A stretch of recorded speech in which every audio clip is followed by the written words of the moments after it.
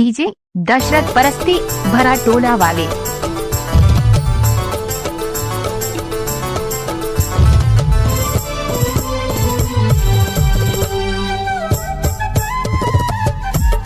गाना मिक्स करना तो दशरथ भाई की आदत है। मैं देखत रहते वो तोला तीर माँ बैठार के, ये देखत रहते वो तोला तीर माँ बैठार के। डीजे सॉन्ग सुनना चाहते हैं तो दशरथ भाई को लाइक सब्सक्राइब जरूर करें।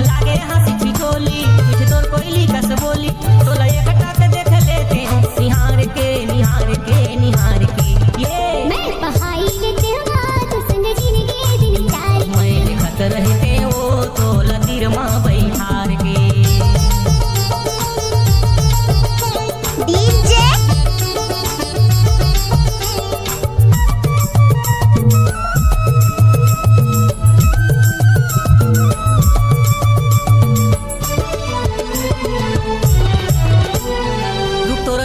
चंदा बरोबर चमकत उल्हाल मटार में वो चमकत रहना तोरा लागे गिर जाही बिजली, गिर जाही बिजली।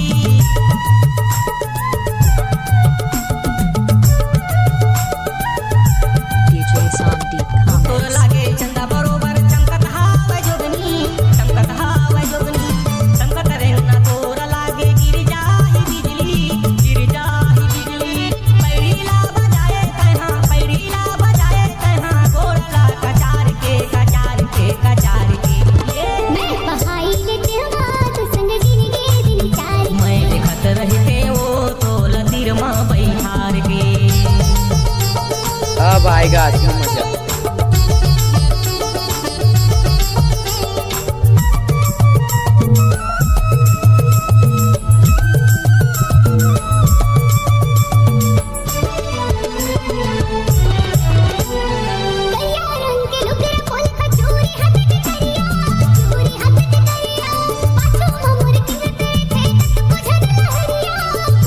जाओ रे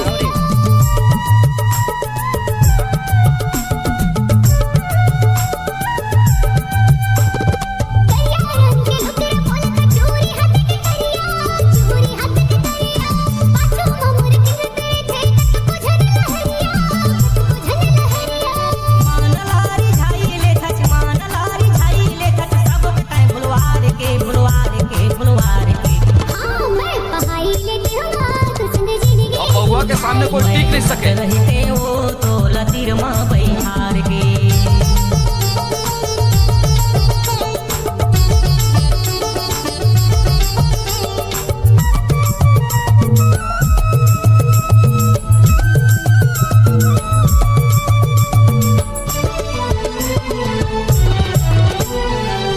गजब के नखरा हवाए बोले लजाज है न वो बोल के